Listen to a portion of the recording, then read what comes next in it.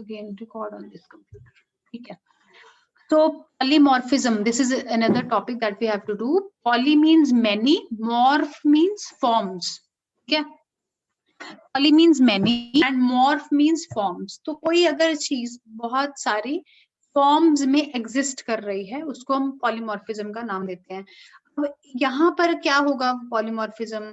Polymorphism will be कि अगर हम कोई फंक्शन को हम डिफरेंट फॉर्म्स में यूज कर रहे हैं, so that will be concept of polymorphism. Mainly हमारे पास में ये दो तरीके की होती है. There are two types of this polymorphism. One is called compile time polymorphism, another is runtime polymorphism.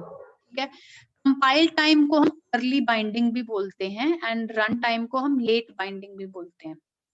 Compile time में हमारे पास में दो कॉन्सेप्ट्स आते हैं जो हम इधर क्लासेस में पढ़ेंगे, क्लासेस एंड ऑब्जेक्ट्स इसमें पढ़ेंगे. तो वो कंपाइल टाइम में फर्स्ट होता है फंक्शन ओवरलोडिंग, दूसरा होता है ऑपरेटर ओवरलोडिंग. ठीक है, तो इसके बारे में हम पढ़ेंगे. दूसरा रन टाइम पॉलीमॉर्फिज्म जो होती है जिसको हम लेट बाइंडिंग भी बोलते हैं, उसमें हम वर्चुअल फंक्शन की बात करते हैं. अभी जो हमने इनहेरिटेंस में बात करी थी that was the virtual base class जो अभी हमने फिनिश किया है. ठीक है, तो यहाँ पर हम रन टाइम पॉलीमॉर्फिज्म में हम फंक्शन को वर्चुअल फंक्शन बनाएंगे. यस, वो हम देखेंगे आगे प्रोग्राम्स में कि कैसे है.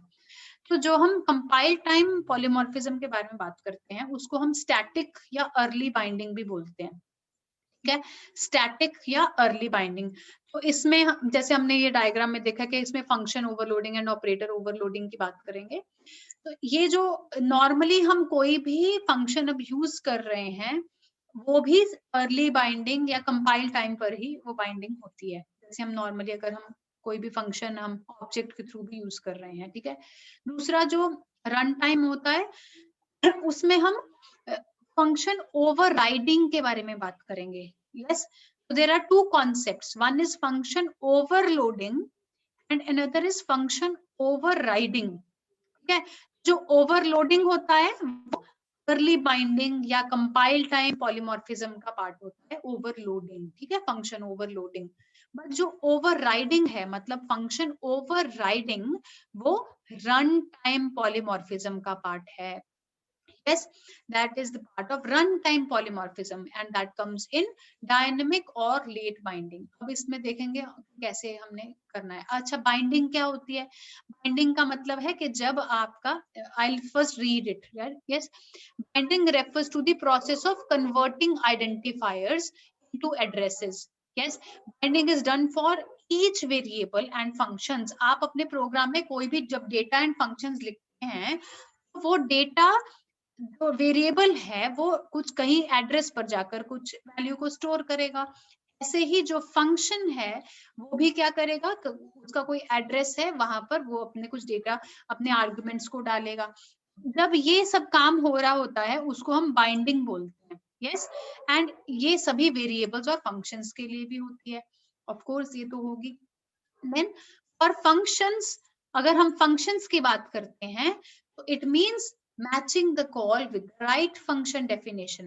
जैसे अगर मैंने दो फंक्शन बनाए हैं, यहाँ अगर मैं एक बात, तो यहाँ मैंने एक void add नाम का फंक्शन बनाया, नॉर्मली जैसे C में बनाते थे ऐसे ही मैंने एक void subtract नाम का कुछ फंक्शन बनाया. इसकी कुछ डेफिनेशन है. तो अगर मैं मेन के अंदर इसको किसी एक फंक्शन को कॉल कर रही हूँ, मैंने subtract इसको फंक्शन को कॉल किया, so that means it will look for the function name also. It will look for the function return type also कि मेरे को कौन से फंक्शन को कॉल करना है. yes, ठीक है, तो that is called the binding that takes place either at compile time or run time. तो ये दोनों या तो कंपाइल टाइम में होती है या रन टाइम में होती है.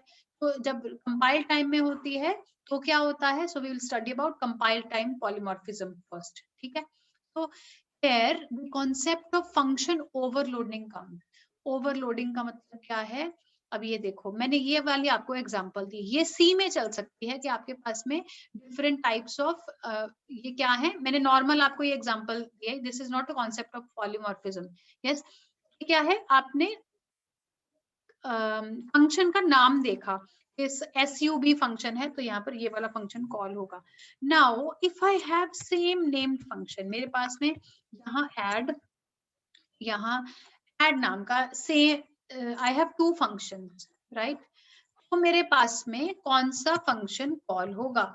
यहाँ अगर मैंने 8 दे दिया, यस, जब मैंने मेन के अंदर इस ऐड नाम के फंक्शन को कॉल किया है तो यहाँ पर कॉलिंग में मेरे पास में ये वाला फर्स्ट वाला फंक्शन कॉल होगा या सेकंड वाला फंक्शन कॉल होगा?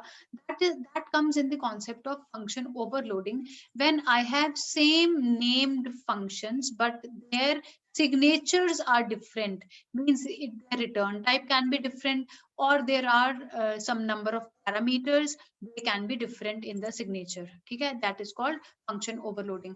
Function overloading is a feature that allows us to have more than one function. Yes, that allows us to have more than one function. एक से ज्यादा function रख सकते हो. They are having same name, but with different parameter list. Yes, I am repeating. हमारे पास में हम कितने सारे खूब सारे functions को रख सकते हैं, but उनका नाम पहले C में same नहीं होता था. That will create error.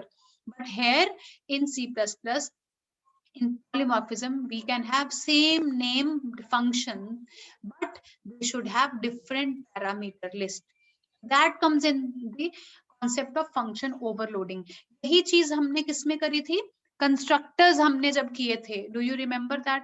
हमने कंस्ट्रक्टर्स किए थे तो किसी एक ए क्लास ए का मैंने अगर कुछ कंस्ट्रक्टर बनाया तो मैंने पब्लिक में, मुझे पता है कि कंस्ट्रक्टर्स यहाँ बनेंगे, तो यहाँ मैंने क्या किया था, एक यहाँ कंस्ट्रक्टर बनाया. Yes, so this is the constructor. Another हमने एक पैरामीटराइज्ड कंस्ट्रक्टर बनाया. फिर हमने एक डायनामिक कंस्ट्रक्टर बनाया था. Do you remember that? इसमें हमने एक यहाँ रेफरेंस लिया था किसी चीज का. तो यहाँ पर हमने कितने सारे कंस्ट्रक्टर्स बनाए. those were that was the concept of constructor overloading. Yes, so now if I create so many functions with same name but with different parameter list, so that will give the concept of function overloading, and this concept comes in compiled time polymorphism. ठीक है? Yes, इसके examples हम कल करें. If you have any question, please ask, because only 3 minutes are left for the class to get over.